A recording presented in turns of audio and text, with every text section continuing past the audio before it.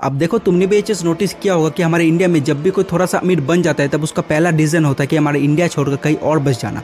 अब ये मत समझना कि ये लोग सिर्फ ऐसा टैक्स की वजह से करते। अब देखो, टैक्स तो एक बड़ा कारण है, लेकिन टैक्स के अलावा भी कई और वजह है जिसकी वजह से हमारे इंडिया के अमीर लोग हमारे इंडिया छोड़कर कहीं और कंट्री में शिफ्ट हो जाते हैं। अब उनमें से सबसे पहला रीजन है लाइफस्टाइल और क्वालिटी ऑफ लाइफ। अब बाहर हेल्थ केयर, एजुकेशन और पब्लिक सिस्टम, ये तीनों ही हमारे इंडिया से कहीं ज्यादा बेहतर मिलते हैं। अब अमीर लोग चाहते हैं कि उनके बच्चे अच्छे स्कूल और कॉलेजेस से पढ़े, जो कि हमारे इंडिया में लिमिटेड है। अब दूसरा रीजन है सिक्योरिटी और स्टेबिलिटी। अब अमीर लोगों को लगता है कि हमारे इंडिया में पॉलिटिकल अनसर्टेनिटी और लॉ एंड ऑर्डर का प्रॉब्लम है, लेकिन बाहर दुबई जैसी जगह में उनको सेफ और सिक्योर माहौल मिलता है। और तीसरा सबसे बड़ा रीजन है टैक्स बेनिफिट। अब देखो, कई देश दुबई, मोनाको, सिंगापुर अपने हाई नेटवर्थ लोगों को टैक्स फ्रेंडली पॉलिसीज ऑफर करते हैं। और स्पेशली दुबई में तो इनकम टैक्स और कैपिटल के टैक्स दोनों ही जीरो है, यानी पैसा कमाना और बचाना दोनों का ही फायदा। अब अगर तुम सोचो कि मैं तो कभी इंडिया नहीं छोड़ूंगा, लेकिन यकीन मानो जब भी तुम्हारा नेटवर्थ 10 करोड़ के ऊपर हो जाएगा तब तुम्हारा डिसीजन भी कुछ और ही होगा।